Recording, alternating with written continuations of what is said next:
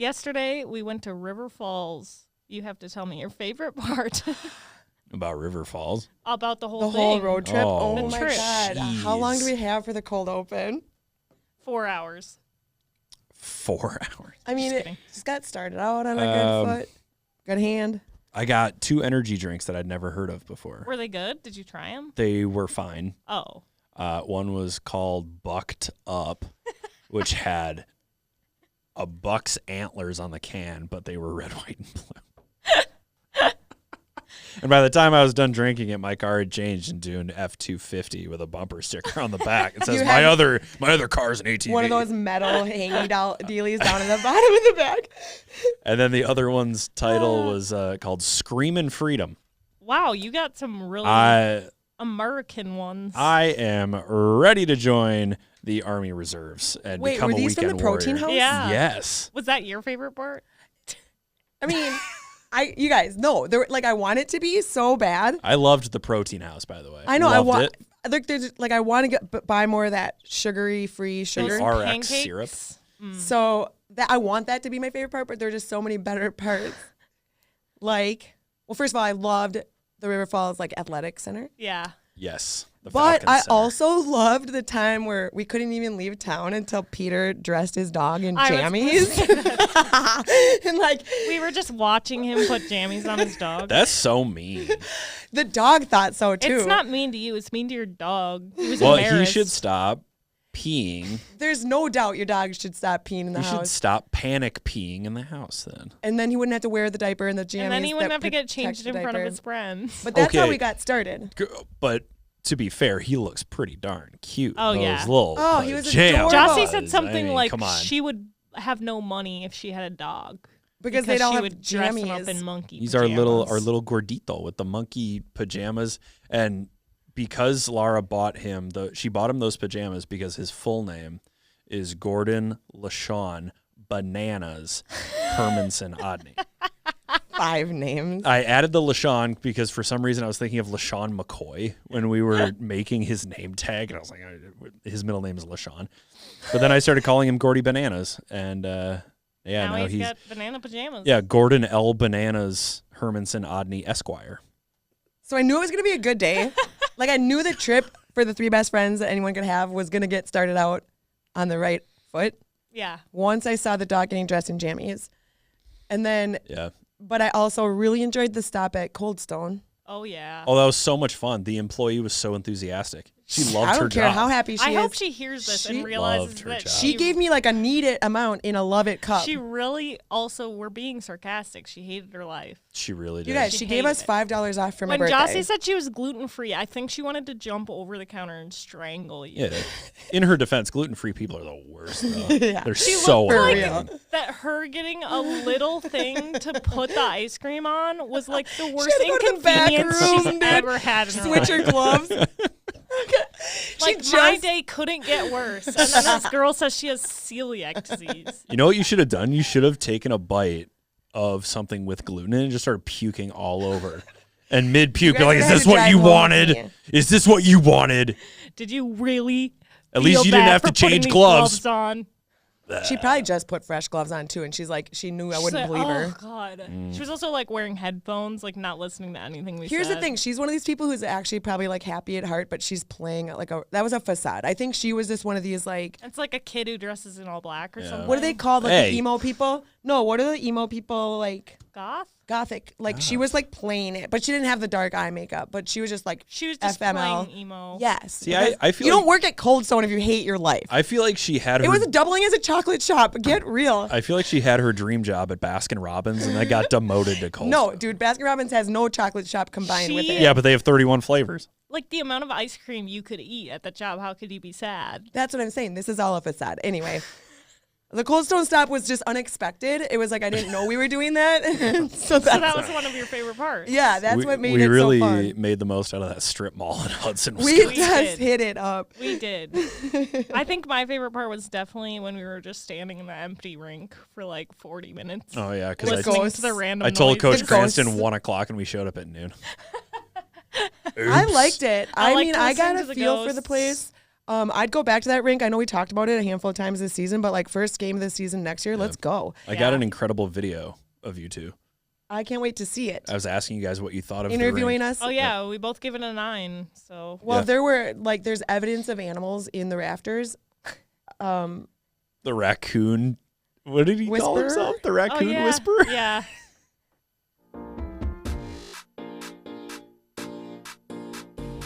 There's no way around. On top of the mount, I'm queen of the mountain. My cup running over. I already told ya, I'm moving fast. You live in the past.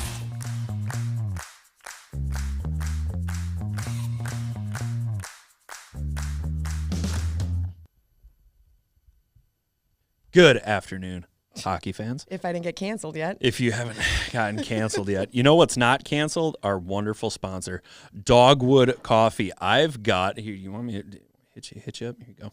Now we're cooking. Now we're cooking with gas. We're cooking with 1/3 of the gas because I've already had a full Zamboni cold brew. So now I'm down to the rec league. 1/3 of the caffeine of Zamboni cold brew. Look at that. I wish I had like a beautiful- camera I could zoom in. That was so beautiful so beautiful. Amber color right to the top of my dogwood mud. We love our sponsors at, I'm going to try not to spill this. Clink me. Yeah. We love our sponsor, Dogwood Coffee. We love the cold brew. I love getting the beans once a they're month. super nice there. They're very They were nice very there. welcoming to me when I picked it up. Yeah, I should also apologize to their director of sales, Kayla, because I told her probably a month and a half ago that I was going to come pick it up today, and I just didn't do it. I'm sorry. And I about picked that, it up Kayla. like 3 days ago. Yeah, today being that day, a month and a half ago or whatever. Exactly. Not today. No, not On this, today, the day today. of the SDP Invitational. On this, the day of the. But yes, shout out to our sponsor, Dogwood Coffee. 3 locations in the Twin Cities, 2 in Minneapolis, 1 in St. Paul. We love Dogwood. You should love Dogwood. They have sick merch. Ooh, corduroy hats, corduroy patch hats. Shameless plug. We would wear corduroy patch hats. If they Yes. magically showed up at our office, I would 100% wear this. This is gorgeous, actually. Or we'd pick it up in like a month and I a half. wore my dogwood hat give to me a the month Wild and a game. half. After the interview, I got tickets to the Wild game and wore my dogwood hat to the Did Wild you? game. And somebody said, "Hey, cool hat." Hey, man." we love their rec league. How about that, guys? How about that? Thank you once again, Dogwood Coffee. All right, Jossie, did you finish Googling that one thing that you were going to make sure? I've been Googling for an hour. I have so many tabs open. There's no way I'm going to be able to cover anything today. So let's just get started. Okay, let me get out of the Dogwood Coffee website real quick. I just got in it because I had to see this corduroy hat. All righty. Now, What color green is it? I don't know, forest maybe? Emerald? Chartreuse? You know I'm Sage. trying to wear green. You know, Sage I'm is trying my to wear- favorite color. Sage is your favorite color? Okay, this might not be, this has nothing to do with hockey, but what's your guys' favorite spice? Spice. In your spice rack. When you're making sweet taters or you're Yeah, what doing, am I putting it on? like, what are you what's your spice mix when you're doing something in the pan, when you're sauteing? Salt and pepper. Yeah, Is that it? garlic, butter, salt, pepper. Garlic powder? I'll use it if I need to, but I would rather Okay. use fresh garlic. I use the like tub of garlic that's Yeah, like the already minced. dehydrated I'm or way whatever. too lazy of a cook. Garlic? I have like garlic, 2 jars of yeah. that just in case, but my favorite is fresh garlic. Yeah. But yeah, salt and Whoa. pepper, and then like depends on what else you're. It depends on if it's like if it's Italian or Mexican or whatever. true. Then there's a whole host of other stuff I feel or like seafood. I know. I can't think of one that I use. my like, standard. mainstays are garlic powder, onion powder, smoked paprika is Yeah, I use one of my paprika favorites. a lot. But red chili flake. I put red chili flake yeah, on I just pretty bought much a everything. fresh couple packages of that stuff because I learned I love like that. stuff. You eat really healthy. Here's a tip for you. Carrots, Yep. olive oil, Yep. sauteed with Wait, salt. I won't cook carrots. I won't eat carrots that are cooked. Oh, never mind. F that. All right, fine. Carrots, cut What is into up with bite-sized cooked pieces. carrots? Why I do feel they like even people- do it? No, people love hate. cooked I do carrots. too, but people hate them. Like my sister-in-law, she hates cooked carrots. I would throw them Hates across a them. wedding venue. Like, who the put this on my plate? Get it out of here. It's not your That's wedding. why I didn't You're invite just you to my throwing wedding. Plates. Because I knew you Cooked were going to carrots? cause a scene. Who's putting cooked carrots on my plate? Jeez. God, Okay. throw them at the bride. But I feel like there's a difference between like grilled carrots that have some nice char on them That's and a then difference. steamed baby carrots. Yeah, like you just threw them in the pot because you wanted it to look colorful. It's Get real. interesting how cooked carrots taste so different from regular. Why are they carrots. sweet and not even? Are they So much crunchy? Are they different. not crunchy? Get So much get different. an identity. Get an identity. Very upset cooked about Get carrots. an identity. Yeah, come on, carrots. I want a new coffee because mine has hair, Tony's hair in it. That's classic. Yeah, typical. Well, thanks to Dogwood Coffee, we have a Saboteur. full fridge of cold brew. So if you want to jog out and go grab one, be my guest. Okay, But no. first, we're going to talk little Division I tournament recap. Okay, yeah, and like, why haven't we? Where have we been? Where have we been? We've been doing 1,000 other things. Everybody besides me and Maney went on vacation. Yeah, I left. I And didn't even me. open Twitter. You did stuff. I guess Kayla I has went not for stopped 2 working. days. I You went went for 2 days. camping. No, I went Who to I thought an you went Airbnb camping. Oh, you went in camping. La Crosse Glamping. for 2 days. That's Say hardly. glamping. Yeah. Glamping. You're okay. Yeah. So there was like national championship hockey tournaments. Yeah. There were Yeah. vacations. There were so many good reasons that we weren't Jossie able was to gone record. for like a month. I Yeah, did basically Jo- checked out.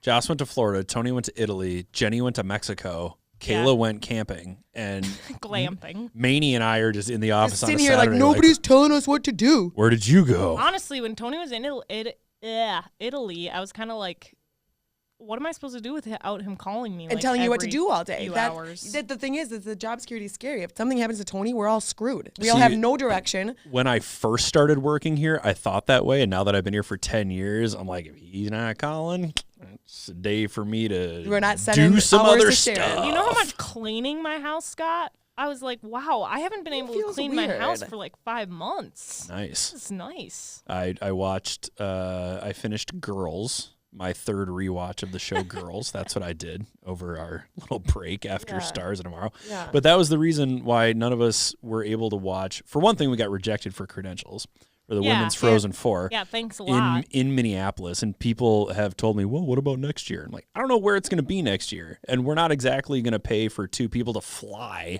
to a Yeah. location. The fact that we wanted to do it this It year was because at Ritter. at Ritter, that would have been super I was easy. so pumped to Well, photograph don't that, worry. too. They had a really good in-arena host and lots of good people covering the game. I got to see the last 7 minutes of regulation and the championship because we were doing Stars of Tomorrow.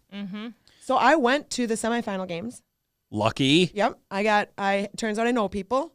yeah, I so- guess. So that was super fun because at least I got to see all 4 teams play. Okay. And I saw the Minnesota-Wisconsin matchup, which was epic. I mean, Yeah. it was so good. It was so heated. The place was packed. Wisconsin won like the plan was, but it was just an exciting game. The biggest moment, at least for me, and I was stoked that I got to see the end of the game because it was a crazy, crazy game. The penalty shot for Kirsten Sims. You're talking Yeah. about the championship now. Oh, you want me to go back No, to no, the semis? I was just saying the Minnesota-Wisconsin game was a semifinal. Oh, I was going to gloss over the semis because it Yeah, played 'cause- out exactly how we thought it was going to. Except It's for the Wisconsin, time that there Ohio was a State. lot of question about Murphy, whether or not she should have been kicked out of the game or not. Murph dog. What'd she Yeah. do? Oh, you didn't She hit see Caroline it? Hardy You in the saw first it. shift of the game. It was a bad hit. Was it bad? It was pretty bad. It I was would like have. an upper elbow, and she flipped. Like, okay, she didn't flip, Oh. but she like Harvey hit her hit head on the her ice. head on the ice pretty hard. Okay. And so I'm watching this from the stands and the coverage. There wasn't a way to replay it and get Yeah. the full video, but that girl, she didn't know like up from down for 40 seconds. Yeah. She tried getting up 3 times and then And she it was couldn't. completely a late hit. And like too. her legs were Yeah. like she kept inverting herself trying to stand up. Oh, and my once God. she did stand up, she went to the wrong bench. Yeah, it was She literally bad. skated to the Gophers bench. I honestly don't know how she. None did of that did was not, covered. I did not see that. None of that That's was covered. open ice. Yeah. That was the first You shift know of the what? game. That's Murph dog just trying to set the tone. Well, and that's Just what trying to set happened. the That's tone. the thing. I think that it fueled So don't those Badgers. 2 players play on the national team their buddies together? on the USA team. They're in. Yeah, Because they're in I would Czechia be right like, now. I That would was be like so a little bit cold bad. shouldering that person. After Well, that. it could have. Harvey should not have come back in that game. And Yeah. I mean, she went straight down the tunnel after getting off on the Gophers bench. Yeah. She went straight down the tunnel and came like within a minute. Somebody had cleared her. There's no chance. I'm trying to there's slow no it. for chance. sure got a concussion. I'm trying She to didn't slow know it her down. first I name can't. for Dude, so the puck is gone, and there's like two solid beats, and then really all late. of a sudden, cranked her. decleated. I'm glad we could have your live reaction to that. She got I didn't think it was that bad. She got like 2 minutes for that, and then they reviewed it and made it a gave her 5. Yeah. And like honestly, in the PW, she would have missed 3 games after that. For sure. She would have been fined a hefty $500. $250 if it was her first instance, but maybe a game or two. Like honestly, if Minnesota had won that game, I would have been surprised if she were allowed to play in the next game. I think it got brushed over after the fact because Minnesota lost. Because Wisconsin kicked the poop out of them. Yeah. But I felt like Harvey shouldn't have returned if we care about people's heads. And then she ended up being influential in the game. She scored a huge goal. It shifted the whole momentum of that game. Anyway, super fun to be able to go. It was a fun game, and I feel like it overshadows the fact that it was like close for the first 2 periods. Like the score overshadowed that. Yeah. It was a fun game. It was a fun game. The final did end up so being then 62. the championship was 2 days later in the afternoon, and the 15U beat Edina White banquet was right at the same time. So I did incredible scheduling on your part. Actually, no, you know what? Because that game's like 3 hours. So first was the Rec Sky Blue team playing their final game of the season over at Richfield. Yeah. So I had the game streaming on the bench. And then the banquet, and I actually was able to get the TV in the banquet room turned. Do you want to tell people who else important that you're going to be coaching soon? Oh my God. Hold on, save it. That has to be. That's going to be its own segment. That's its own segment. It's own segment. Podcast. It's our own. It's got to be its own segment. Its own Instagram account. Gotta be. Selfies all day. Okay. Champ game. All right, championship game. That was a barn burner, though. That was such a good game. It was amazing.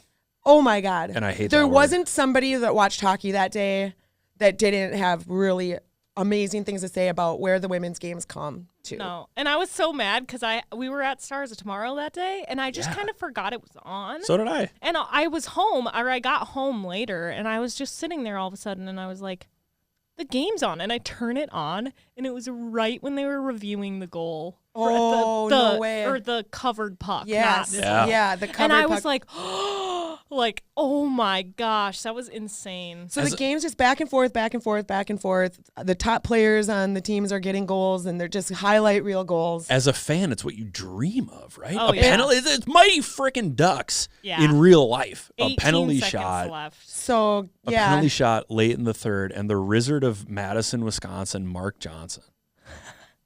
Wizard? The Wizard of Madison. He's got so much aura. Yeah, Is the that aura. the word that the the aura is kids literally use? emanating. The camera on him asking who wants it to his team. And we talked a little bit about this on the car ride out to River Falls. I think it's a double-edged sword because what if some dodo on the fourth line says, I want to do it? Does he let that player do Okay, and it? here's my response. So partly this is why he has such good culture and such a championship winning squad, because you know your role. You're not a fourth line chump going, I want that shot. There's 3 Patty Kaz finalists on his bench that day, plus 4 girls that will be Patty Kaz finalists in the next 3 years. You don't pick for them. You got to know your role. You're the player that's going to score that goal. Yeah. You know it that day. Girls practice that all of their life. Like, do I have what it takes to step in, be the clutch player? And that's why I was so pumped for Sims, who was like, obviously me, dude. And it could have been anybody that day or whatever day it was. But that's why Mark Johnson has a championship winning team and a culture that girls want to come play for, because he trusts them. They trust each other, and they're confident in their skills enough to say, I'm Captain Clutch today. Yeah. And I think he may have picked the wrong guy that day, but he knows that among themselves they know who's got it. That move that Kirsten Sims put on, it needed antibiotics. It was so sick. It was so good. And now girls are doing it. You guys, I love this. I've seen like 10 to 15 girls hockey games since then. I had a what is it called? A penalty shot in one of the games I coached at the PWHL event. And the girl pulled the same. They're trying the move. It's so cute. It's so cute. I'm going to try that move the next time I'm on the ice. I can't think that fast. I'm going to go all Simsy on these mothers. Well, she's so bad, eh? Keepers. I'm like a major fan now after that. She's at USA. She's with USA now. She's to be that confident to shoot your hand up that fast, too. She knew it was her. Dang. Like, that's so cool. But that's what I'm saying. Like among the girls, like it wasn't 3 girls that like raised their hands. Like and Simsy was not one of the Patty Kaz finalists. Yeah. Yeah. So I've never had an ounce of that confidence. well, you've gotta like learn it young. Like you have to get outside your comfort zone to think you have confidence like that, and ultimately you like believe in yourself. You just say it enough, you believe it. Yeah. But I don't think enough girls do that because I think we're too humble. Like the girls' hockey culture is like a humble culture. You meet these girls like come the lack together. of selling. There's not enough sellies. They don't want to be goal scorers. They want to No, pass. that's what I was saying about They that. want to because pass it's to their like friends. The lack of like they're not. They don't want the center of bragging, attention. Like oh, I just. But scored. they're not gonna score. They're not gonna be Sims. Yeah. That, you know what I mean? Like the. That's the HSA. I know there's a little bit missing in Minnesota hockey. Like when you look at where these girls end up after their senior year of high school. Yeah. They're not the ones that are scoring these goals. We need. That's what I'm out there doing every day as much as I can. I'm teaching these girls HSA. There's a class. Class. Like you teach a class. HSA 101. You can catch me 5 nights a week at rinks around the Twin Cities. 3 easy payments of $99.99. Just like personality. I put the cougar in ice cougars. First There's 40, no skating first 40 involved. plus coach with these girls in the history of time. There's no skating involved. It's just like a personality class. That's what I'm saying. We should make a DVD. Katie Joe's doing power skating, and I'm just in the corner like teaching them how to take. If we made a DVD, could we make it like those old-fashioned 90s? Like the VHS tapes. Yes, Yeah. like the workroom ones I'm where not they show even- you how to be like a better coworker. I'm not even bullshitting. We should definitely make a DVD Yes. where Jossie teaches you how to have. And it's like a HSA. chalkboard where she's got like a long stick. Guys, and it she's starts like or- pointing starts to young. things. It starts young. Starts young. Starts in the crib. It starts in the crib. Starts in the crib. Starts in Pampers. You know, Sims was scoreless in the 3 games leading up to the Frozen Four. She did not have a goal against UMD, against Minnesota, or against Clarkson, and then she rattles off 3 goals and 5 points in the 2 games in the Frozen Four. The last note that I have here is transfers. Wisconsin has nobody leaving the program. 0. Whoa, shocker! You are kidding me. Ohio State has 2 players that will be leaving. Lexington Secreto, who is a goaltender who appeared in 1 game. I think that's a pretty easy one. And then Josie St. Martin, the Minnesota native, the Stillwater native, is transferring from Ohio State to Minnesota Duluth. St. Martin had 5 goals and 10 points in 32 games. yeah, the for transfer Buckeyes. portal's bumping. The transfer portal is bumping, and I feel like we could do an entire segment on what the hell happened at Merrimack. But I'm saying Clarkson, Merrimack, Lindenwood. There's a few schools where there's got to be something going on. There's 5 girls from Minnesota in here. yeah. Shout out to Sydney Wolf, by the way. Can we get one howl for Sydney Wolf Oh, one time? yes, just That was the weakest howl. Guys. Kayla, can you? That's why we brought him. Suck at howling. He's the Sims of the wolf Do we? howls. I feel like we can tell Sydney that we do this for She's her. watching. She knows. She's for I think sure she watching. knows. She probably does all of her prep based on watching Just us. Our super educated podcast. Yeah, She's sitting probably. in front of She's 4 trying to update the screens portal. right She's like now. waiting for our pod to drop so she can get the hot new information. Her burner phone is just lighting up with people telling her where they're going to go because Sydney is the queen of the transfer portal, man. She does know how 100%. to research this stuff. Like she does get the scoop. And anyway, you're right. There could be more on the transfer portal, and I think before too long we're gonna have enough data to start kind of helping create.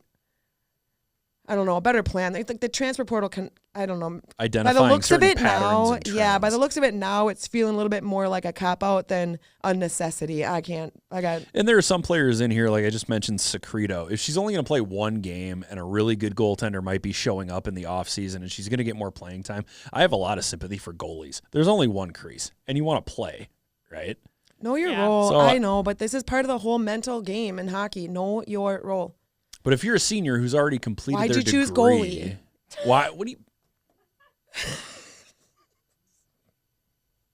I don't know. Why'd you choose to have celiac disease? I mean, why don't you That just I didn't battle choose. through Like, it? let's Johnny? be Yeah, honest. you know, goalie is like fated in the stars. Becoming a goalie is something that chooses you. Yeah, just like everything in life. Yeah. But that's the it's hereditary. But the thing is do you see me bitching about celiac? The emphasis no. on Do you see her. me transferring to different things? You're gonna transfer to what? Because I couldn't eat What's gluten? another No. gastrointestinal disease that you could Crohn's. have? You're gonna transfer to I Crohn's. think I'm transferring to Crohn's. Ooh. I don't think so. So if you're a I feel goalie, like I'd rather have Transferring to Crohn's, celiac nice. than Crohn's. Isn't Crohn's there's some worse? there's some gut diseases that look terrible compared to what I've got. Leaky gut. IBS. IBS. I don't. IBS is just a catch-all diagnosis. It is actually. It is. Anytime I have a stomach ache, I'm like, Laura, I think I got IBS. Yeah. She says, no, shut up. No, you don't. Okay, so transfer portal, lots to see here, but again, this is minutia. This is stuff that that geeks me out, but our average listener probably isn't as concerned. Well, that's why I'm saying there's more that we could talk with about, the but 300 names in this I don't really portal. have an interest in dissecting the Yeah. transfer portal as the years. I think we will eventually. Eventually, we will have some patterns. Like, and yeah, is some there outliers. an entitlement problem in Minnesota? I don't know how you quantify that Okay, with numbers or a spreadsheet. well, we'll figure that out later. Yeah. Okay, but how about some Awards. awards? Yeah. Yeah, Patty Kaz goes Okay, to. Casey O'Brien. I think we knew it was going to be a Wisconsin player because the final 3 names were all Wisconsin names. It was a pretty easy banquet for all of them. But, genuinely, those girls all looked like they didn't care who won it. They were supportive of each other. The goalie of the year went to Ava McNaughton, the goaltender from Wisconsin. Coach Johnson got Coach of the Year in the WCHA and in the National or NCAA. That feels like a cop-out to me. No offense, Mark. Well, I mean, yeah, it's You got all 3 Patty Kaz finalists, and your goaltender wins a National Goalie of the Year award. and yeah, I mean they're the perfect team. I can't wait to see him in May and find out if he's going to wrap up everything with this. Don't tell him what I said, though. No.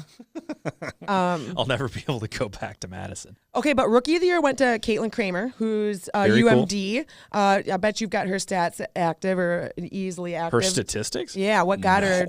No. But because it's just going to take me a second. I'm looking at the same page that you are. I'm not looking at any page because I can't What? figure out which tab. What are you talking about? I'm never looking at the page.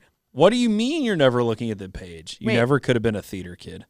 No, not a chance. I couldn't even do the singing or whatever. You couldn't even be in the chorus. I couldn't. You I were wasn't even a chorus tree. kid. I wasn't like tree material. I was. Caitlin Kramer had 18 goals and 31 points. Yes. for the Okay. Bulldogs And you this know year. what? I teased the Bulldogs all year long about being grandmas and stuff like that. Caitlin Kramer was incredible. There was plenty of younger players on Duluth that had great seasons. So I'm really glad that they spread some of that out because there were some rookies on Wisconsin that could have rounded out the winning of all those awards. But if you want to look at all USCHO or All-American teams, I am looking at the All-American team right now. and we want to talk about where some of these other award winners are coming from. Haley Wynn from Clarkson's on a bunch of these. Tessa Janicki, she's playing First Line USA right now over She's in so Czechia. good, She's dude. so good. Oh She's my Penn God. State.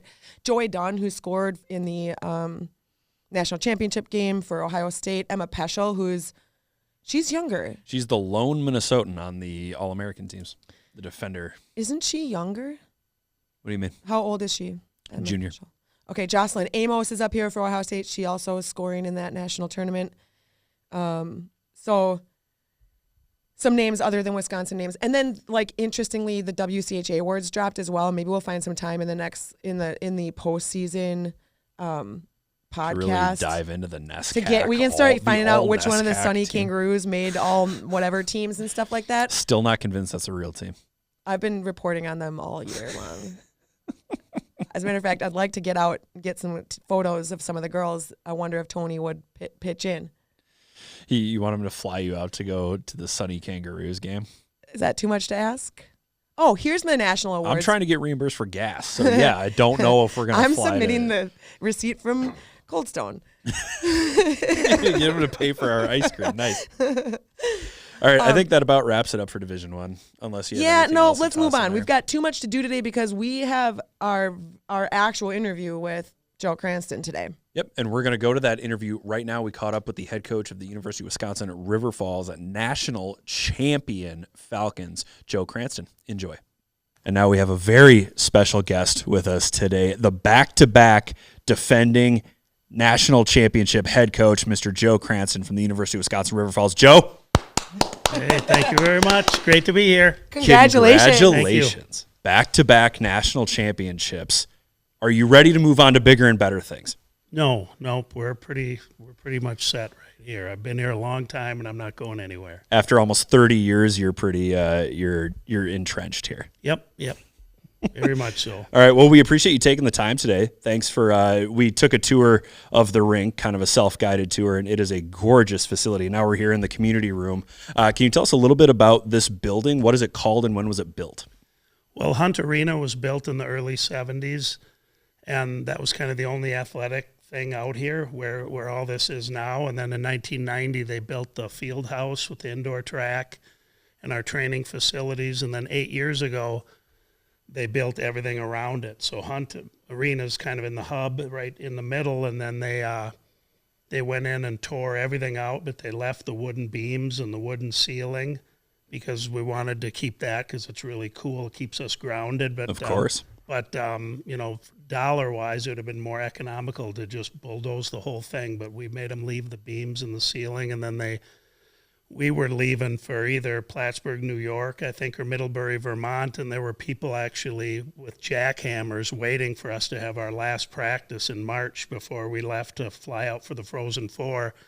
We flew out with the Gophers, but anyway, when they were literally waiting for us to get off the ice so they could start with the jackhammers and start this entire project, which was 8 years ago and finished 7 years ago. Okay, this might be a little sentimental, but was there a feeling of nostalgia when you saw those people with jackhammers thinking, you're taking a jackhammer to everything I love, how could you?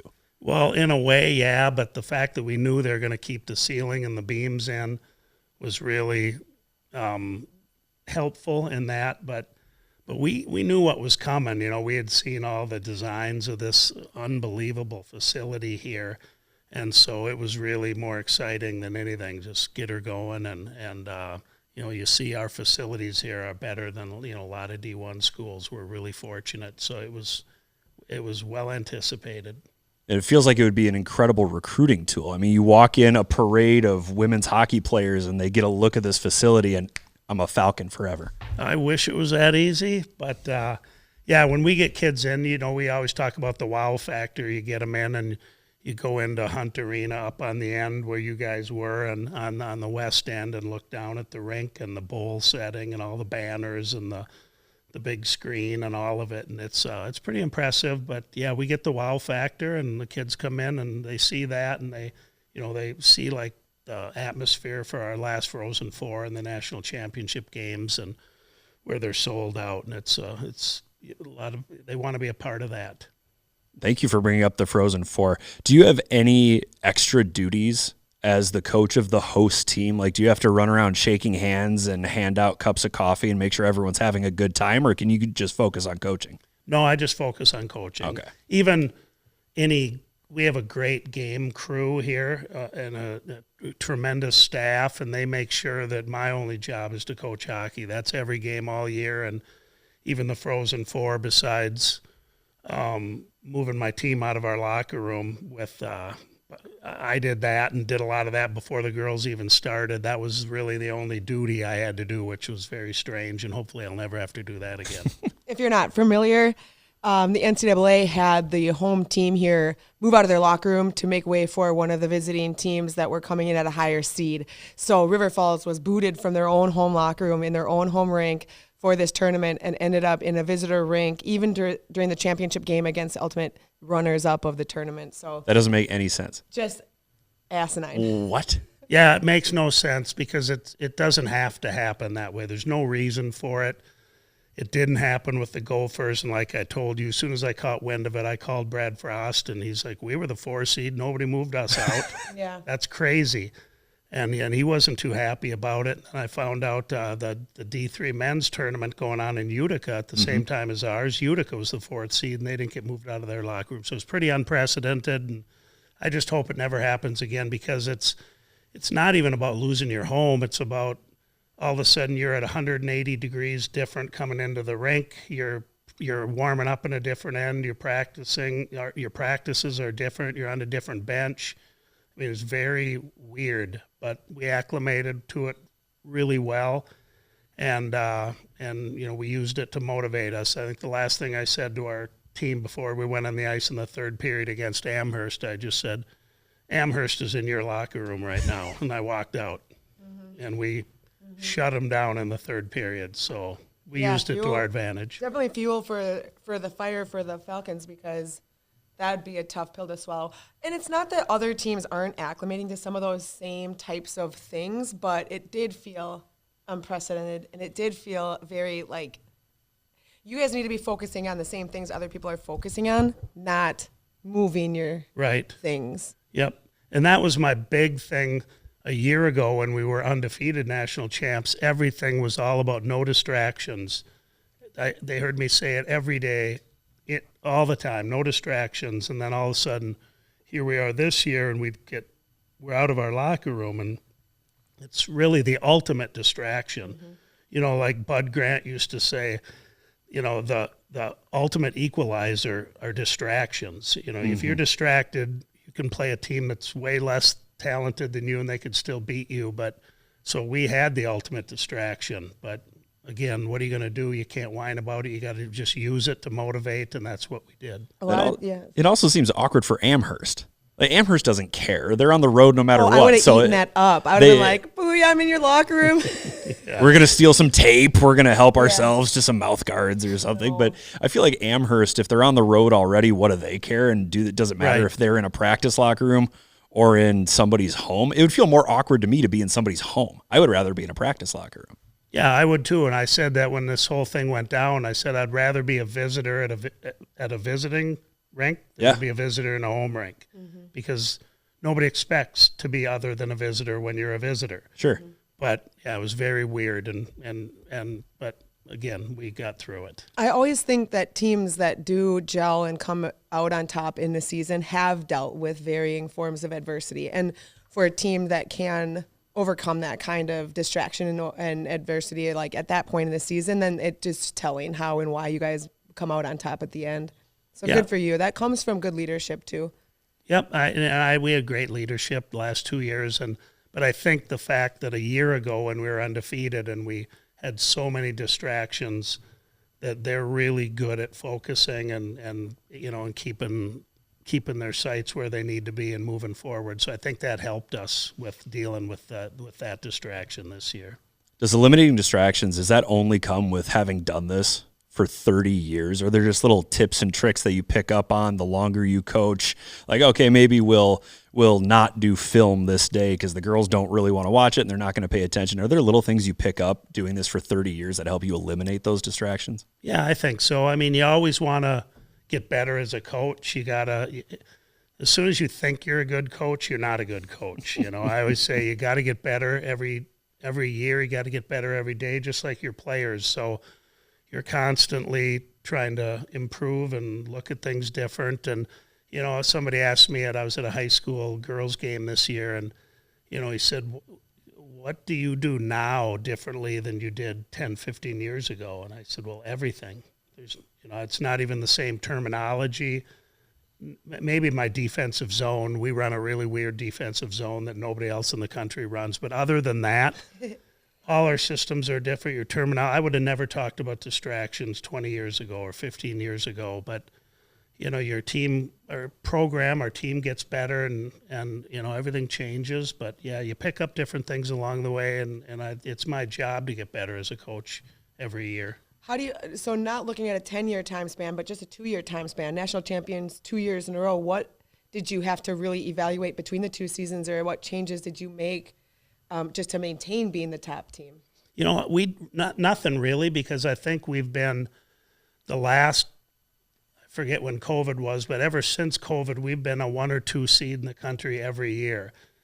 And the NCAA would always put us against Gustavus, and they were 1 and we were 2, or they would be 2 and we were 1, and we'd have to play them to get to the Frozen Four. So when we played Gustavus 3 years ago, that was the national championship game. We're the top 2 teams, and they beat us 2-1, and that was the national championship. Because I was telling my assistant coaches going to that game, if we win this game, we're going to win a national championship. And Gustavus won that game, and they were the national champions. So I think the last 3, 4, 5 years, probably 4 years ago, was probably the most talented team I've ever had. And last year, I didn't, on paper, we weren't that great, and I didn't think we were this year. So it's a lot of credit to the girls, and just, I don't think I did a lot of things differently. It's just credit to great seniors, great leadership. Well, you had 2 players in the top 3 scorers. Yep.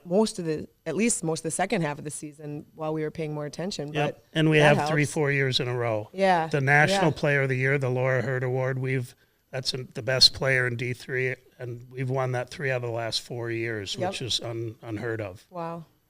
So, and all 3 of those kids were the leading scorers in the country, and Bailey Olson this year from Wilmer. Yeah. Hockey hotbed, but she's like, thanks for taking a chance on me. When I was a 10th grader in Wilmer, and those kids, they just work so hard, and they're so disciplined and dedicated. And her numbers are impressive. She's up near 60 points this season. Yep, she had ended the year with 60. I think 128 for. So she's and then Gaudreau right behind her. Yep, Gaudreau is the second leading scorer in the country. I mean, so that helps. Yep. But then they must have like a great friendship or some sort of great locker room chemistry or something going on to have that like kind of confidence. And we call it the hot shit aura on the show. Yeah. But I mean, those girls have it, right? Like they have it, but at the same time, they're all very humble. Okay. We lost a game this year. We had a winning streak going. It was the longest in the history of D3 hockey this year, and we lost a game out at Adrian. And we played well. They had an empty netter and beat us 3-1, but we outplayed them the whole game. And it's our first loss in a year and a half. And we're walking out of the rink, and they were interviewing one of their players, and their player said, "Well, River Falls, they're undefeated national champions. Obviously they have huge egos." I remember their players saying that, and I kind of thought, we don't have one girl on our team with an ego. Yeah. So. And I think that's a lot of the reason why we work hard. We're a lunch bucket team. We don't have egos. You just show up, you work hard, play for the kid next to you, play for your coach, play for your mom and dad or your boyfriend or whatever. Just get out there and get it done. It's not, look at me, how great am I? We don't have any of that. Well, and I mean, and you've got 23 of 25 are from Minnesota. Yep. So why do you feel maybe that you're pulling those girls from Minnesota? Do you have a lot of interest from girls in Wisconsin? Are they going other places? I mean, it's like obviously we're right by Minnesota, but what do you think drives that high number of Minnesotans here versus Wisconsin's other towns, whatever? Well, I mean, we recruit every player who comes here. None of them just come to us. We have a lot of interest. I have hundreds of emails right now I haven't even had a chance to get to and look at. But we recruit most of our players in Minnesota, and obviously it's the state of hockey. I like Minnesota players, and if there's a kid from Wisconsin or North Dakota or Illinois or wherever, if they're good enough and we like them and they're a great character kid, I don't care where they're from. But Minnesota just... I like community-based hockey. We don't have AAA players on our team, very, very, very rarely. One girl from California, so obviously she had to. That's all they have. But I just I like Minnesota hockey. It's community-based, and a lot of the girls, they played with the same kids all the way up. And they're, if I see them leave and jump to somewhere else, a lot of times... To me, that's a little bit of a red flag, but, or you mentioned like Kennedy, Bielenberg, Howarth, Howie, she's not in a hockey hotbed down south, so she goes and plays for the Shattuck prep team, and you can't hold that against a kid. She developed her skills, became a good player there, and, had a lot of D1 options and ended up here, and we love her. She's a great kid. Is there a sense, and please don't take this the wrong way, is there a sense of self-awareness at the Division III level that doesn't exist at the Division I level? Because a Division I freshman shows up and they get the tracksuit and they got the quarter zip and they have catered meals and they have 15 nutritionists and a pro staff. But it feels like Division III players are a little more aware that I'm here to also get an education. Mm-hmm. I know I'm not at the University of Minnesota, for lack of a better example. I know who I am as a player. I'm going to play this to the hilt, as opposed to having some outlandish expectation. Oh, yeah, there's a lot of that. I remember having a talk with Brian Adulski when he was the coach in Stevens Point, and then he got the job in North Dakota, and we were talking about that and how frustrated he was with the kids coming in with the scholarships at North Dakota and how, they're catered to. And our kids come here, and they're coming here, they're coming to get an education, they're coming to play hockey, but that's it. I mean, there's not a lot of bright lights and bells and whistles. You just come, and we don't have put a lot of expectations on them. It's just you come in here, you work hard, and have fun. Be a good line mate, be a good teammate, be coachable, but there's something to be said about that. It's one of the main reasons I've coached D3 my whole life, and I'll never say anything bad about D1. And a lot of kids, that's great for D1 and awesome for some kids, but it's not for everybody. And we have girls who, we just had 2 girls commit a week ago from Centennial, a forward and a D, and they both had scholarships out east that they turned down, and there's something about a kid who comes here and they know what they want, and it isn't all about the D1 culture, and sometimes we'll get a kid and everybody's telling them you should play D1. Wait, play D1, and that's the culture of Minnesota hockey. It's the culture of hockey everywhere, but some of these kids, they come here and we had a kid from Moorhead commit a month ago, a junior. And same thing, she came down here and everybody's telling her, don't commit, it's D3, you're a junior. And she comes down here and she loves everything. It's absolute, she knows what she wants. And to me, that's really important. So that's the type of kid you want. Mm-hmm. So she comes down here, she loves it. It's everything I want in hockey, and then a week later, she shakes her hand and said, I'm going to be a Falcon.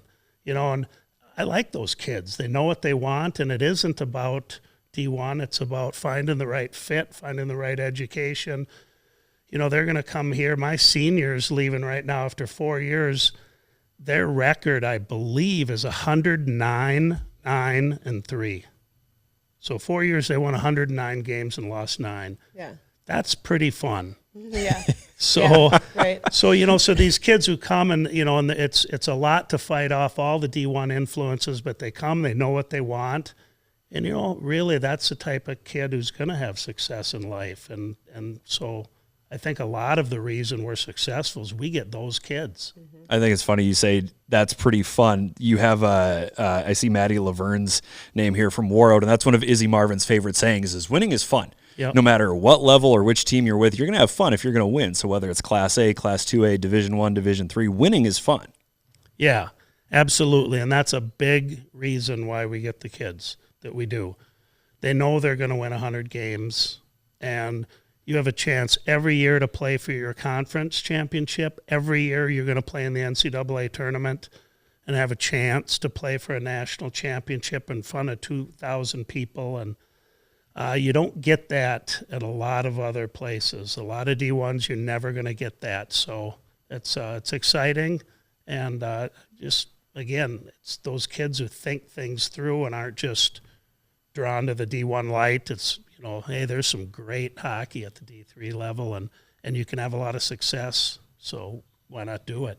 Yeah, I think Jossie's got some great perspectives on this because you played at both levels, D1 and D3. Is that a fair assessment that there is some level of entitlement at D1 that just doesn't exist at D3? It might have looked a little different 22 years ago, but especially with NIL money and Instagram, I mean, people can make money just if they have enough swimsuit photos on their Instagram now. I mean, to be honest. Yeah. So it was a little bit different, and the information didn't travel so fast, so it wasn't quite as important to post on Twitter where you were committing. But I mean, we are huge proponents of finding the space that's the right fit for you. And I know USA Hockey is pumping that really a lot right now because that transfer portal is busy. And I don't think enough kids have enough mentors in their life that help them understand patience or understand, making those decisions based on more than just the quarter zip or the tweet, but I want to win games. I want a good coach. I want to be, I want a facility like this. And like you said, you can find the people that know what they want. That's a lot of kids don't know what they want at 20, at 18. I think for me, that was a problem. There wasn't anywhere I was going to go that was going to be better for me or not better for me. I needed a lot more skills at the time, just life skills. But it sounds like kids coming here have some of those life skills already. Yep, that's like I said, that when they know what they want, because we're always done recruiting kids when they're juniors. Very seldom do we recruit a kid who's a senior, which is no other D3s do that. Yeah. We're the only ones that are that far ahead of the game. So, and part of the reason is you know what it's going to cost to go to school here. You don't have to wait for your parents' taxes and then see what the package is you're going to get like you would at a MIAC school. Here, you know what it is. You know what it's going to be. So We don't have to wait for that piece, but a lot of it is we have so much interest and so many kids that want to come here that we don't try to put pressure on them to get here their junior year. It's just we run out of spots. Sure. You know, we have. When you get 100 emails, what triggers you to click on this one, that one, keep one open? I mean, honestly, like, how do you, and it's an email. I mean, how do they? I love that question. You know what I mean? Right, but honestly, I don't read very many of them. You can't. I would have to have a full-time, Email reader. Yeah, email reader. I think that would be the name of it. I feel like an AI assistant could help you. Are you applying for the job right now, Jesse? I don't read that much. No. Secretary. I would need a full-time secretary. And I'm not even full-time. I have another job, too, in the summer. So I don't have time to read them all. So very seldom do very seldom do we have somebody email us and then they end up playing here. Mm-hmm. It just doesn't work. It's not the right formula. I can't make that happen. I don't have the time to do that. It feels like the overarching theme that I'm getting from this, winning consistently at this program isn't necessarily about talent or continuity or yada. It's about fit. Because you just said that you guys recruit kids that are juniors. You don't wait around for a senior who doesn't get a D1 offer and then pounce when they realize they're out of options. And that's the same type of kid who commits to you without waiting for somebody to offer them a deal. They're not busy with distractions. Right. They're ready to get here. They know what they want. They know what they need to do. Yep, and they play hockey like you know what you want. I mean, it pays off. And this is the kind of kid you're getting. So many D3s in a lot of sports, they'll recruit a kid, and then that kid won't come. They'll go D1 or D2 in another sport, and the coach will say, well, if it doesn't work out, you can always come back. Well, we don't do that. You can't do that here. We don't take kids out of the portal either because you can't. Because we're 2 years out on all our recruits. Mm-hmm. So I have a kid, like I just said, from Moorhead, who's a junior who just committed. Well, I don't want her to come here and find out we just took 2 kids from Mankato, one from the Gophers and one from St. Cloud. No way. There's a level of mutual respect and loyalty. Commitment. They commit to us, we commit to them. And we're like, wait, what is that? Weird. It also sounds like you would rather go 500 with your own kids than win a national championship by being a portal merchant. Exactly. And people ask this all the time. And, we usually get 12 or more D1 kids that want to transfer here every year. And I can only imagine. And I tell people last year, Maddie McCollins was the National Player of the Year for us. She was a leading scorer in the country. She was the best player in the country. And she wasn't even all-conference honorable mention as a freshman, sophomore, or junior. Wow. Not even the first 3 years, not even honorable mention. So I always tell people, well, and then she played 5 years because of 4.5. I mean, 4 and whatever. The 1 year the COVID year, so a little more than 4. But if I take a kid from somewhere, D1 kid comes in here as a junior, how good is she going to be? I mean, Maddie McCollins or Bailey Olson had 11 points as a freshman. She just had 60 and was the best player in the country because we had those kids 4 or 5 years. If I take a kid who's sat on a bench for the Gophers for 2 years and then comes here, how good are they going to be? Not as good as those kids we had for 4 years. So that's just our philosophy, and it works for us. It also sounds a little bit, and I don't want to make it sound like we're pooh-poohing completely on Division I hockey here. They're under the gun. They need to win. They're a part of this massive economic machine at an athletic department. But it sounds like you have a lot of support from your athletic department to do things your own way, and it feels like they trust you to do what you need to do. Yep, just trust the process, and we've had a lot of success, but success to me isn't really winning 2 national championships. Success to me is we bring in 5, 6, or 7 kids every year, and we graduate 5, 6, or 7 kids every year. That's what I was going to say. I didn't do my research, but I wonder what your statistics look like for women who've left your program. Probably not very high at all. I was trying to think today when I came here the last time we had a kid quit, and I mean, I don't know, it was over 10 years ago, 1. And so you look at a lot of these programs, D1, D3, and there's a lot of turnover. Yes. There is no turnover here. Like I said, we bring in 6, give or take 1. We graduate 6, give or take 1 every year. Probably a robust alumni community, too.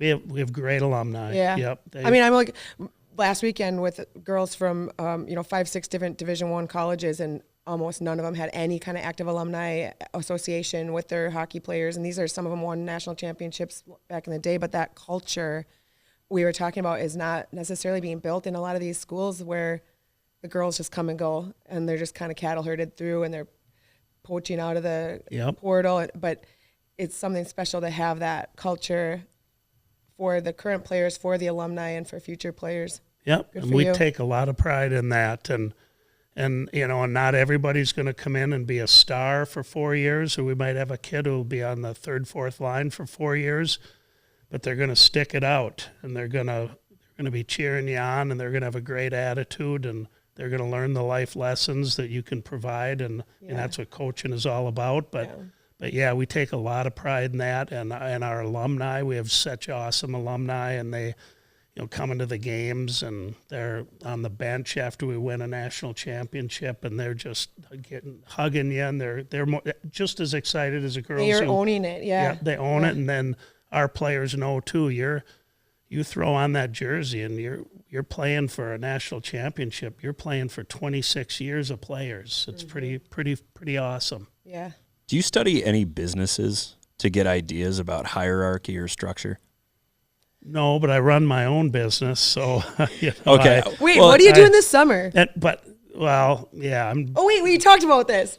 Is it gluten free? Any of it? None of my stuff's gluten free. We're heading to fairs. I have food. Food trailers, and we're selling food. But that's nothing that you hang your hat on and you're proud of. It's you just should feel you it's do to important make money. To feed people, except for obviously you didn't feed me. Well, I'm only asking because your structure sounds a little bit like Costco, where they get people as cart people or as cashiers, and then they promote from within, and they manage to retain so many of their initial employees. And you guys seem to retain everybody who shows up, plays all the way through.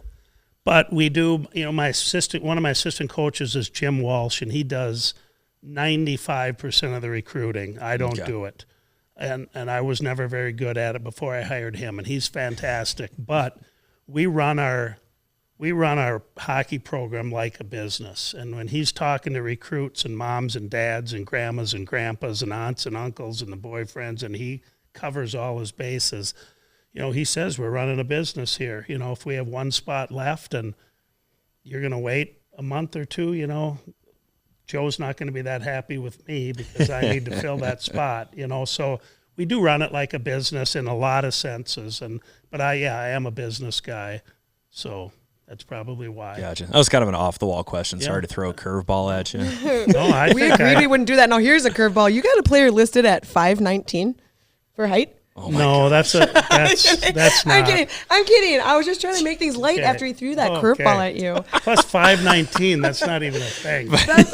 You're telling me Sammy Poole looks tall.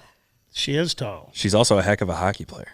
She is. Sammy Poole's a really good hockey player. Yep. For a second, I'd like to go back to the year 2000. Okay. Y2K. Terrifying New Year's Eve. And for you, it was your first season with UW River Falls. Do you remember your record from that season? Yeah, our first year we won 3 games. 3-15. 3-15. Was there ever a moment during that season where you thought, oh shit, what did I do? Every day. Every day. Okay. You know, I just inherited the club team that was here. So I had no recruits, and we came in, and I just told them, you're going to be a third period team, and I just skated the heck out of them. We had no skill, but, you know, we won 3 games, and that was the only season I've ever coached here that wasn't a winning season that year. But, you know, I got an email during the NCAA tournament, maybe after we beat Elmira this year, and it was from a girl on that first team. So this was 27 years ago. And she wrote in there about how she's like, I hope you still work them as hard as you did us, because I still remember that. And she said, I remember you telling us we're going to be a third period team, and I didn't even know what that meant until I had you for a coach for a while. But then she went on and on in that email about her accomplishments in life and being a mom and her kids and the things she's done in life, and she attributed that to that season. So even when you look back at that year, it was my first year coaching girls, and we won 3 games. And to me, it was was not the most fun thing I ever did in my life. It was very challenging because I'd been a high school boys coach, and we were very successful where I was. So people gave me a hard time and said they thought it was a step down, but I had the vision. But anyway, you look back on that, and that was just one kid, my very first year, and you look at the impact you had on him, and then you just think, man, 26 years, I hope I've had a positive impact on a lot of different people, because why else would you do this? It makes it all worth it, right? Exactly. In your second year, you went 19 and 7-1. That's a pretty nice turnaround from year 1 to year 2. Yep. Do you, hypothetically, if you'd gone 3-15 in year 1 and then something similar in year 2, would you have stuck it out beyond year 2? Because swallowing one bad season is doable. Mm-hmm. Swallowing 2 in a row, there might be a problem. Probably, but I would have just blamed myself if we were unsuccessful year 2, because as a college coach, you come in, you inherit your team. I had no influence on the first team I had that won 3 games. Year 2, I've had a year to recruit. If you can't put a good team on the ice, that's on me. So we had a really good recruiting class that year. I just remember and I think 8 of them were from St. Cloud on North, and that was always my niche and still is, where we do a lot of recruiting. We get a lot of the 2-1-8ers from up north. And, when I look at that class, and it had Jody Hench, and right now her daughter plays on our high school girls team in town, coached by my brother, and she's the best player on their team. Oh, nice. And then I look at Leah Barron from Duluth. She's got a boy on the high school boys team in town who's the best player on their team. And so you think of those kinds of things. It's just awesome. I mean, they're here because you recruited them, you got them here, and and Lindsey Carlson, and we had some great players on that second year team, and it took us 3 years, I think, to get to a Frozen Four, from a club team to Frozen Four. How seriously do you take your role as a recruiter, not just for the school, but for the community? Because you seem to be really proud of the fact that those players came to play for you and then stayed and put down roots. Yeah, I think it's awesome. I take a lot of pride in that. And like my brother and I were just walking on the track this morning, getting our laps in. And You're we 4 were miles in. Yeah, well, 9 counting the elliptical. Well, yeah. You can't forget the elliptical. So, but we were just talking about that, and how, my first recruits have players playing for him and playing on the boys team. And it really doesn't get any better than that. It's pretty cool. But River Falls, a great community, small town, best of both worlds, because you're 25 minutes from a Wild game, or a Frost game.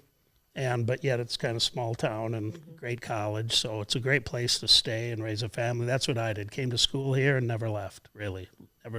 Never got more than about 30 miles away. Develop a multi-generational passion for hockey. Exactly. And championships. Yep. Yeah, winning championships. Getting paid enough for always, this. I that don't always know. helps. I don't know. Probably not.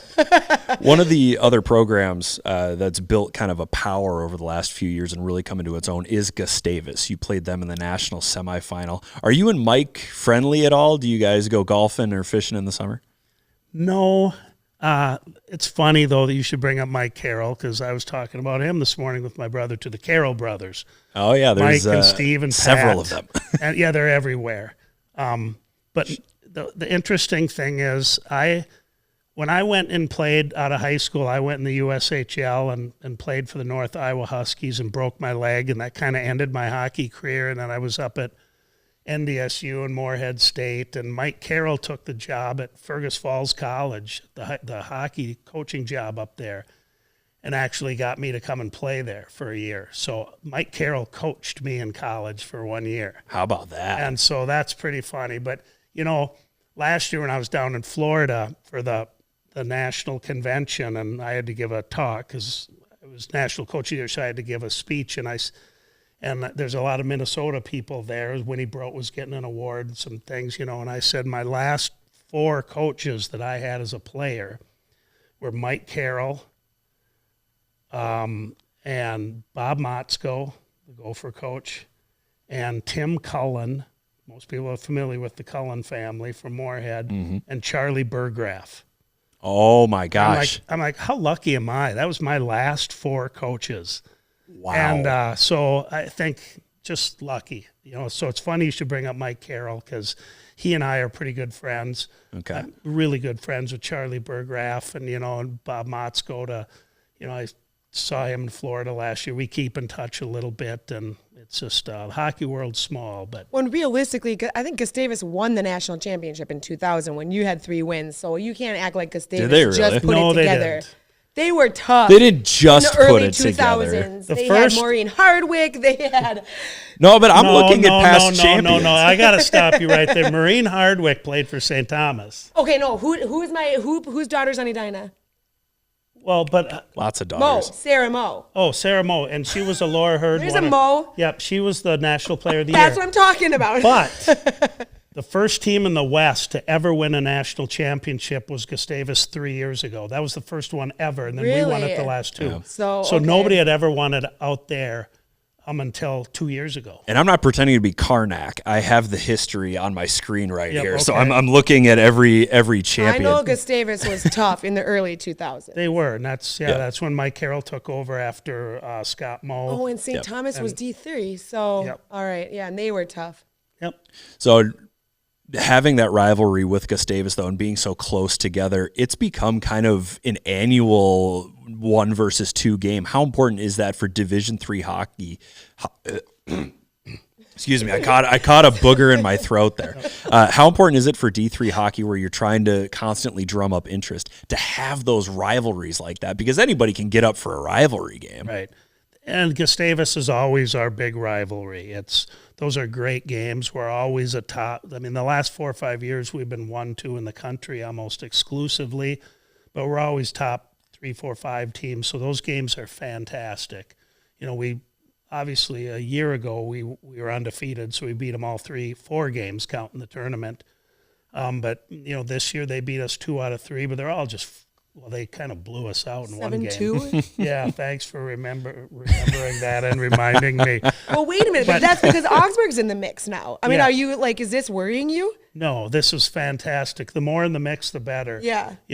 Because it was always St. Thomas. Those were such great games for us. They were the same as Gustavus. Yes, yeah. And then when St. Thomas went D1, Mike and I talked and said, let's play each other 3 times. Yeah. Yes, Which is kind of please. unheard of, but those are always the best games. Is that how you get that first game of the season? Yeah, well, yeah, we don't usually play them right away, but we usually not next year. We only play them twice because they're going to play Adrian, but usually, we play them 3 times, and 2 are the same week, and then some other random date. But next year it'll only be twice. But plus we play them in an exhibition game too. So, but those games are great. You always learn from them. Your team gets better. Like you did mention that we got beat 7-2 this year down there.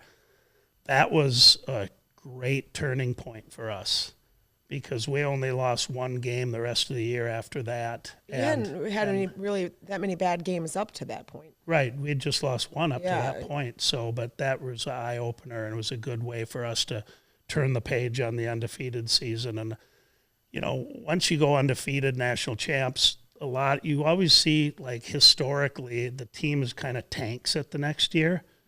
So that was a big deal for me when we had a good, I was already, even in the summer league last year, I'm like, Extra you pressure guys this aren't year." very good. Yeah. I kept telling them you're not very good. Oh God, You to see know. how that worked out. It worked out okay. Yeah, it sounds like it did. But if you think you're good, you're not going to be good. Yeah. You're only as good as how hard you work. So I just kept beating that into their heads, but that game, that game when we lost at Gustavus, solidified the fact that we're not that good. You've Let's got get to work. Let's you figure this can't out. let any distractions in the way. You Yep. got to keep pushing. Yeah. Yep. Nice. Just want to jot that down. That was a nice gem there. A little fortune cookie wisdom. You're only as good as how hard you work. Yeah, I I, say li- that I like a that a lot. lot. Yeah. Can we make that a clip? Can we make that a Clip clip and it, put baby. that on Instagram?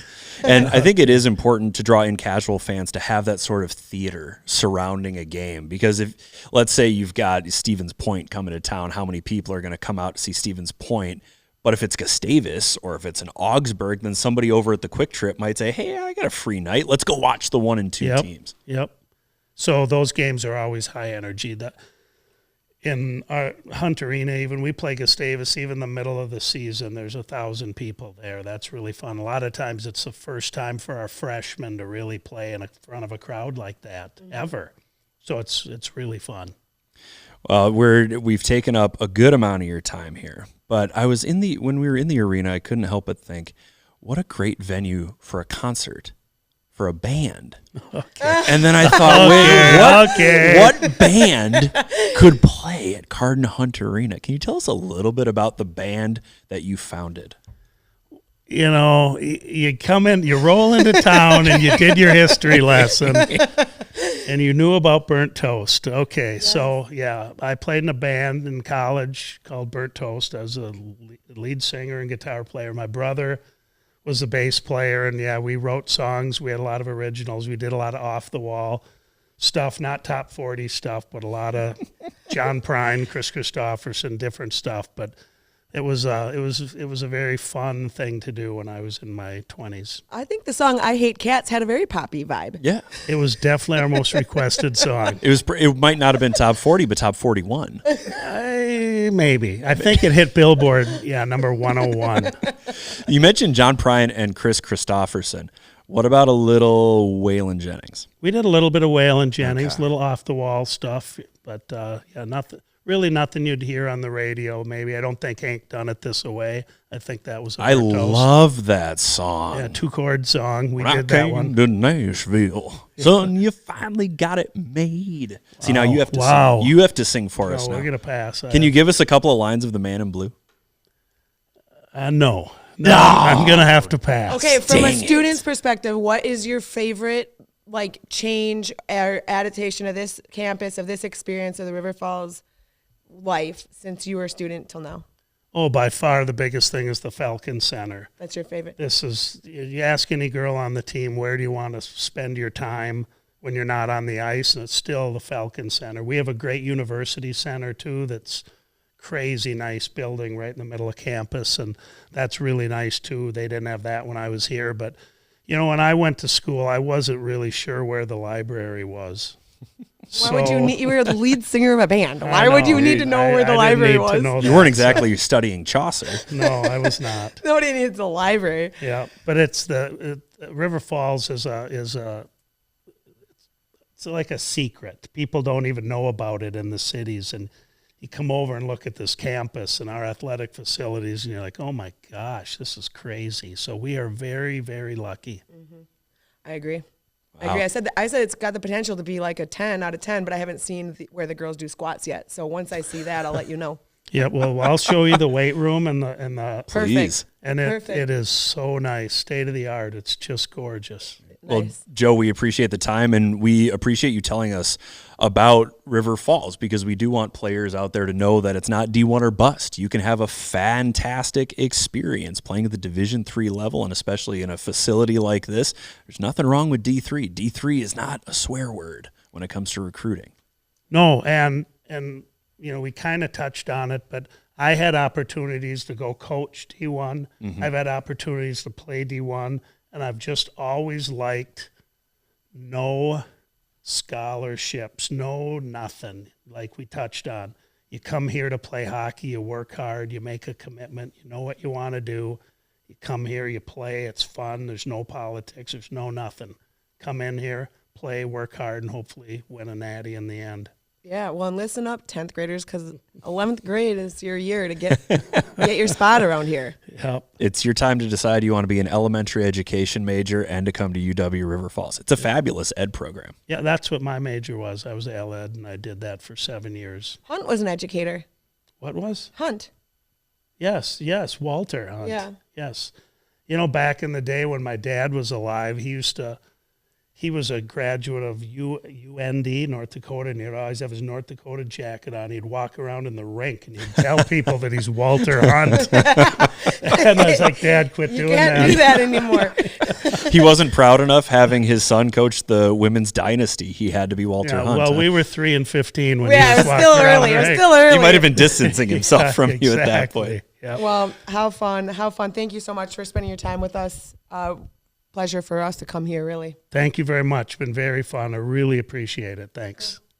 That was such a fun interview. I had such a blast hanging out with Joe.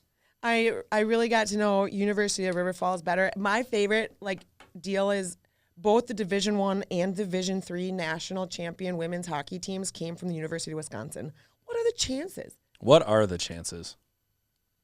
1 in 50. You're just guessing now, aren't you? I am a little bit bummed out that Joe did not want to sing anything from his He band. did say he'd invite us Burnt back Toast. without the pod stuff to sing to us. No. No, he didn't. We got to have the microphone. He didn't even say We that. gotta I have the made that up. microphone. I'll make a deal with him. Joe, if you send us a video of you playing and singing The Man in Blue or I Hate Cats, stunning, we will send you a video of Jossie singing a Waylon Jennings song. No. Yeah, we're going to send you a video of Jossie singing a Waylon Jennings song. All right, cool. Hey, All three of us singing Waylon Jennings for you. I think you will want that. I think you would too. Like, why wouldn't you want that? When he's making Scotch eggs or whatever that business. Yes. Anyway, great interview. I just got a whole new perspective on University of River Falls and their program, and I'm pumped for anybody that gets a chance to go over there and play their 4 years of their hockey career. We won't see them in the transfer portal. It's crazy. It's almost like there's a level outside of Division I where you can go and get a degree and win a national championship. And Yeah, if anybody wants to find Bailey Olson's Instagram and find out how things are going for her, she could let you know. I mean, she Anyway. can let you know. We got credentialed for that one, so we did have a photographer at that national championship game. Thank you, Brennan, for filling in. UW River Falls over Augsburg in the semifinal. Nice to see the Augies make it to the national tournament and make a little bit of noise at that national seriously, tournament. that's their first national tournament berth in history. It is very, very cool to see. Amherst played, I believe, Elmira in the other In the semifinal. other semi, I wish they would have been able to mix that up a little bit, just for the sake of the. I mean, it would have been nice. But, Just like it would have been nice for UW River Falls to use its own locker room. Okay, so I was really surprised to find out that Middlebury.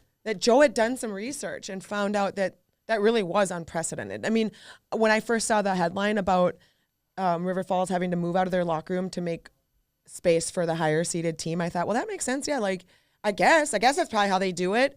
And I kind of chuckled about it, but then in retrospect, I'm like, that's really effed up. And it turns out they didn't do it to anybody else, and they haven't ever in the history of time. That's the thing that gets my goat, if I had a goat to get, would be that they didn't make anybody else do it. If it happened at every location, at least there was some consistency and uniformity to it, I would roll my eyes but shrug and say, all right, fine. But they didn't make anybody it's like somebody else didn't do it. like them. Somebody didn't like the coach. Somebody was like, we're gonna get them. We're gonna get these guys.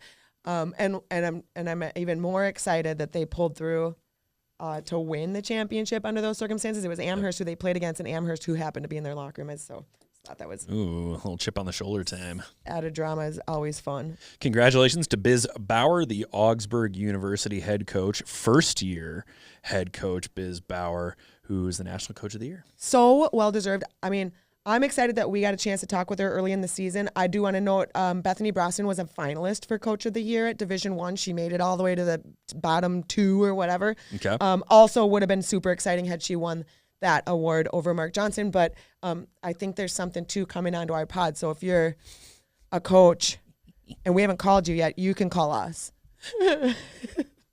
Don't call me. Call Jossie. I mean, you can call me on board. You can call Josh. He doesn't have a whole lot going on. So No. if you We're going to meet at like a restaurant, though, because I'm going to be hungry. we're gonna meet at Chili's. We're Cheese. gonna eat some Southwest egg rolls. I won't be. We're gonna hash this out. We'll We'll go to Protein House in Hudson. I cannot wait till they move the protein house further west, man. I can't wait. That'll be Anyway, nice.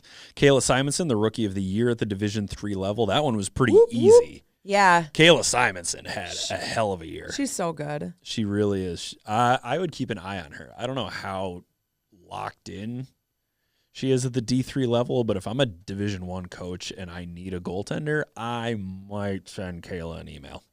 Well, we should interview her. We should call her and find out what Kayla? she's got going on. So in Division III, their national award, Player of the Year awards, the Laura Hurd Award. Mm-hmm. There have been 3 Laura Hurd earners from River Falls in the last 4 years. This year, Bailey Olson won it, but Lily Mortensen from Gustavus and Nora Steppen from Augsburg were finalists for that award. Those are also those are also well-deserved, honors to even make finalists for. And then all three of them, Simonson, Stepp, and Mortensen, are All-Americans at D3, and also Emily Cronkite from Augsburg, who I believe scored the overtime winner in the quarterfinal for Augsburg to get them to the semis. Give me the interactive bracket, NCAA.com. She got an All-American award. Yeah. Second team awesome. All-American award. The pride of Egan, She Minnesota. just didn't get the OT winner against whoever. She didn't, but I think she'll trade getting an OT winner for being an All-American. Yeah, that's That about exciting. wraps us up for Division 3. We'll run through the PWHL quick. I am going to go out on a limb here and say that the way the PWHL website lists its standings is utterly ridiculous. What's it doing? It goes wins, overtime losses, and then losses. So the Team Minnesota's record is 8-5-4-10. Hockey people don't like numbers. Why are you just Why do they have adding so many numbers numbers? here? It doesn't make any sense to me. In any case, Minnesota, heading into the last few games of the season, Minnesota is currently 5th out of the 6 teams, just ahead of New York, 1 through 4, Montreal, Toronto, Boston, and Ottawa. That doesn't look too good for Minnesota. Does not. The last games of the season are going to be on April 26th at home against New York, April 30th on the road against Ottawa, and then May 3rd on the road against Boston. The leading scorer at the moment in the entire league is Hillary Knight, 15 goals and 28 points. And Montreal's Anne Renee Debian. How do you like that French pronunciation there? Very good. She is the goaltending Triple Crown leader at the moment with 13 wins, a .932 save percentage, and a .185 goals against. It looks like the Canadian teams are starting to figure it out. It's bad news for Minnesota. Starting to figure it out. It's bad news. Well, America invented hockey. Well, so. here's the thing, though. Spooner's back. Everybody wants to talk all about the game until Spooner's gone, and then they forget what Spooner did, and then she comes back, and then Toronto does well again. Toronto's number 2 right now. That's what I'm saying. I'm not disagreeing. I'm not disagreeing with you. I mean, you could just kind of count on the standings based on whether or not Spooner's injured or not. I'm also going to throw this out there. I'm really having a moment with Montreal hockey teams. Are you? Yeah, so I change up my tape job on my stick depending on who's hot at the moment in the NHL. And right now it's Nick Suzuki with the Montreal Canadiens. So then I got kind of curious and I started pawing around the Victoire website, and I think I'm in love with the Montreal Victoire. Are you? Yeah, So I it's think Kayla. I'm a Victoire guy. They would definitely man. be my favorite if Yeah. I wasn't such a Minnesota person at heart. Yes. And I'm a bandwagoner, so I'm just You gonna. are not. You're a Vikings fan. I'm just gonna You're come. not a bandwagoner. I'm a bandwagoner. So you're just picking the because Because you feel like they're better. The what? The what? Like this weird mix of Gollum. I'm just trying to Britney Spears you guys. So if Montreal wants to send me any free swag, what's French for free, I will rep it hard. I'm a huge Montreal fan since its inception. Sacre bleu. I love that. Thank you. I love that. Thank you. I'm looking at their careers page right now. Career. They are not hiring at the Is moment. applying for Montreal. Waterboy. Whether we win or lose, victory is a state of mind. Montreal is also a sick city. If you haven't been there, I have I been to have Montreal. not. I loved Montreal It so is much. so cool. I love I am it. so down to go to Montreal. There's a restaurant there called Joe Beef that I really want to go to. Joe Beef. Joe Beef. It's a legendary spot. It was started by Dave McMenamin and some other guy whose name I can't remember right now. But they are two of my favorite internet chefs. And the Victoire, I'm a fan. I'm a fan. I can't hold it in I any like longer. that. I'm a I fan. think that's important. I think we should be fans of all of these teams. And also, they're a little bit late. They told us there was going to be an announcement regarding expansion. So we should have more teams to love, but we haven't heard yet. That scares me a little bit. That makes me feel like something fell through. Well, I think they changed markets. I think they waited till the takeover tour ended and found there were markets that did better than the market. Or I'm wondering, and I think Kennedy alluded to this in an article. Perhaps there's a team relocating. See you later, Minnesota Frost. I don't think it'll be Ooh. Minnesota. Yeah, don't do that. I mean, I don't guess, think it'll if be there's the a Frost relocating either. team, I think it's Boston. Why? They don't have. I don't know. They don't have the fans. I mean, they're averaging like 400 fans in a game. Okay, if we had to pick one team to lose its franchise, who would it be?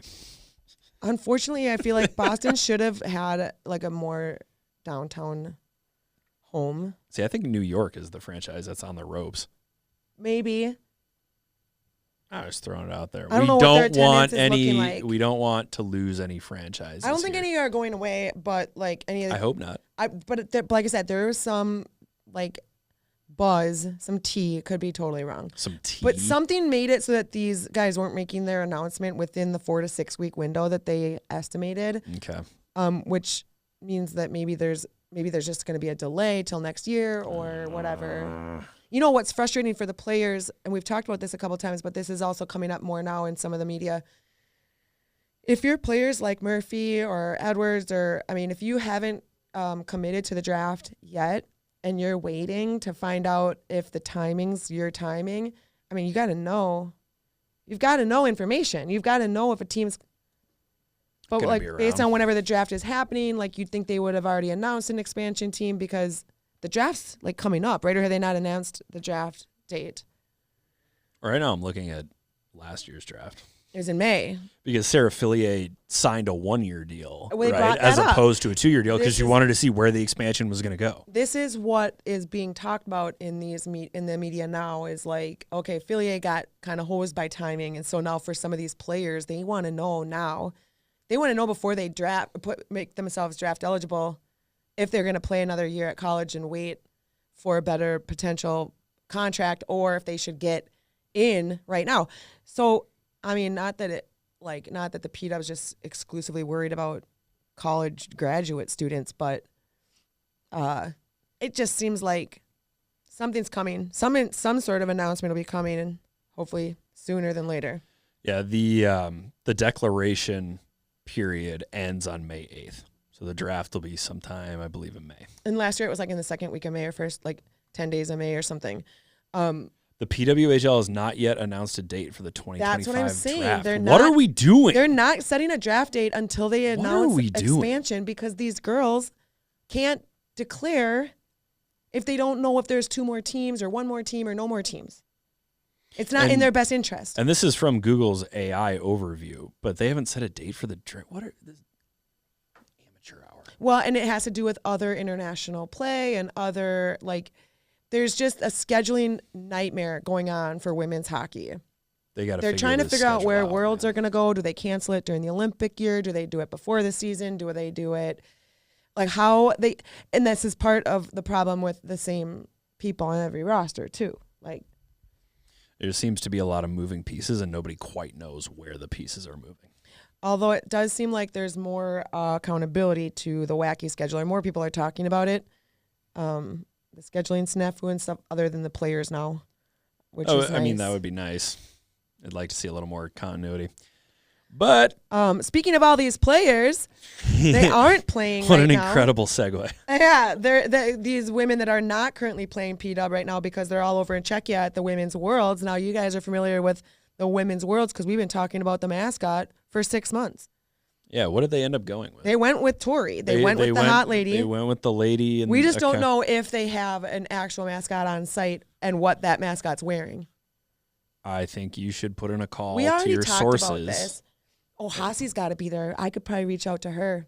Like, what's the mascot look like? What's the mascot situation? Okay, right now, you guys, Abby Murphy has 2 goals, and Hillary Knight has a goal, and Alex Carpenter has a goal, and the United States are up 4-0 over Czechia. They're kicking currently. the shit out of Czechia. Czechia is going to be a tough team. This is actually like potentially like more lopsided than it should be. They're also out shooting him 32-6. So maybe like, it's not as. Czechia is supposed to be bringing it this year. Do they have 2 injuries? Do they have some injuries? I think they might. Actually. I have no idea. Anyway, so they're winning 4-0 right now. United States will play Canada on Sunday. That's a game everybody's waiting for. And this is still pool play, so this is not going to be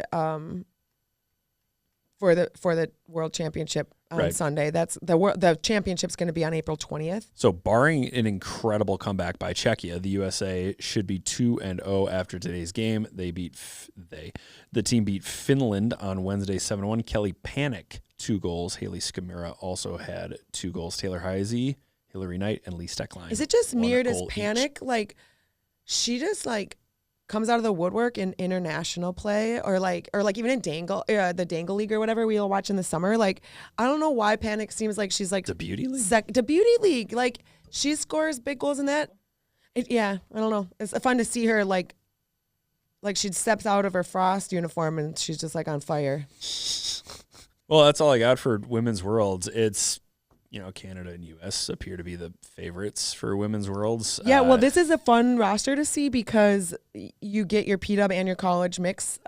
This rivalry series over the course of the year, if you recall, in the fall, it's all college kids. If you recall, in the winter, it was all PW. Live content is not available in your territory. What are you talking about? Oh, maybe you're Are you kidding me?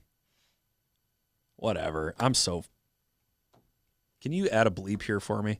I'm so frustrated with this. Finding the game, the fucking IAHF website is all up. You said one bleep. Dude. Yeah, you only need to This bleep is it so once. Way too much work. But look at all these highlights.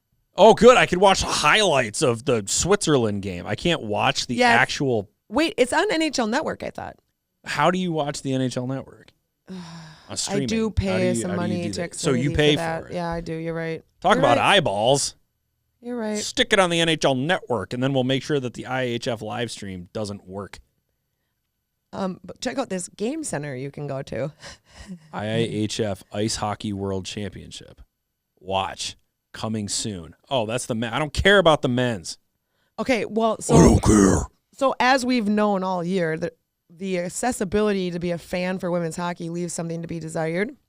Yeah, Which live is content why is not available we have in job your security territory. Oh my God, I hate at this the place. Wohopo, You can watch the condensed game. where the three best friends that anyone could have get together almost every week to cover hockey for you people. We're going to Cold Stone. We get ice cream. We might get go it- to the Protein House. Pretty soon we might be big enough to get on an airplane and go somewhere. We might be big enough. I think that's a good place to okay. to Thanks cut for it being off. loyal listeners. We love you guys. Shout out to our sponsor, Dogwood Coffee. No better coffee in the Twin Cities area than Dogwood. 3 locations in the Twin Cities Metro, 2 in Minneapolis, 1 in St. Paul. You can also order their coffee online. You can order it online at dogwoodcoffee.com.